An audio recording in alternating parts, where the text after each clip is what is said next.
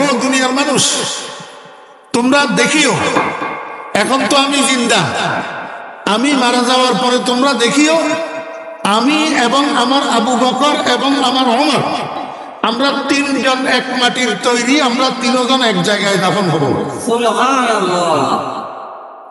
হাজী সাহেবেরা গেছেন নি মক্কা শরীফ, মদিনা শরীফ?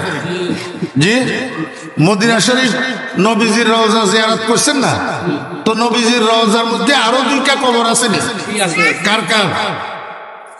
আবু বকর আর ওমর। যেই জালির সামনে দিয়ে আপনারা যে রওজা জিয়ারত করেন, সেখানে তিনটা ছিদ্র আছে, ফিতলের বাউন্ডারি করা তিনটা ছিদ্র, একটা একটু বড়, বাকি দুইটা এটার থেকে একটু ছোট। প্রথম ছিদ্রটা মুহাম্মদুর রাসূলুল্লাহ সাল্লাল্লাহু আলাইহি ওয়াসাল্লামের রওজা বরাবর, ওইখানে যাইয়া হাজী সাহেবেরা বলে আসসালাতু ওয়াসসালামু আলাইকা ইয়া রাসূলুল্লাহ, আসসালাতু ওয়াসসালামু আলাইকা ইয়া হাবিবাল্লাহ, আসসালাতু ওয়াসসালামু আলাইকা ইয়া খায়রা খালকিল্লাহ। অর্থাৎ নবীজিকে সালাতু সালাম জানায়।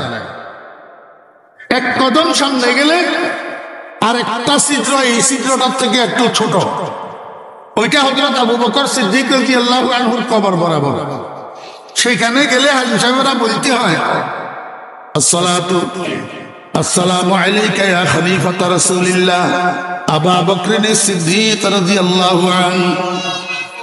ওইখান থেকে আরেক কদম একটু সামনে গেলে আরেকটা ছিদ্র পাওয়া যায়, ওই ফিতলের বাউন্ডারি করা, ওই ছিদ্র বরাবর গেলে একজন মানুষ, সেখানে বলতে হয় আসসালামু আলাইকা ইয়া খলিফাতা রাসূলিল্লাহ ওমর ইবনুল খাত্তাব রাদিয়াল্লাহু আনহু। অর্থাৎ রাসূলকে যেমনি ভাবে সালাতু সালাম জানানো হবে, তেমনি ভাবে রাসূলের দুই খলিফা আবু বকর ওমরকেও সালাম জানানো হবে, কারণ ওনারা দুজন নবীজির পাশেই শুয়ে আছেন। কিন্তু আমাদের বাংলাদেশি হাজী সাহেবেরা কি সবাই এত কিছু জানে? নাকি আবু বকর ওমরকে সালাম দিতে জানে? জানে না। কারণ আখিরি জমানার মুসলমান শতকরা ৯৭% মুসলমান কোরআনের জ্ঞানের থেকে দূরে। শতকরা ৯৭% মুসলমান শিক্ষিত অশিক্ষিত নির্বিশেষে, শিক্ষিত অশিক্ষিত নির্বিশেষে কোরআনের জ্ঞানের থেকে দূরে। যাক, কথা লম্বা হবে, আমি আপনাদের আসল কথা বুঝাই। রাসূল আকরাম সাল্লাল্লাহু আলাইহি ওয়াসাল্লাম কি বলছেন?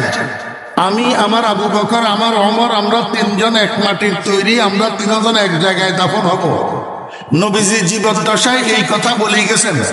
শেষ পর্যন্ত নবীজি যা বলছেন তাই হয়েছে না হয় নাই?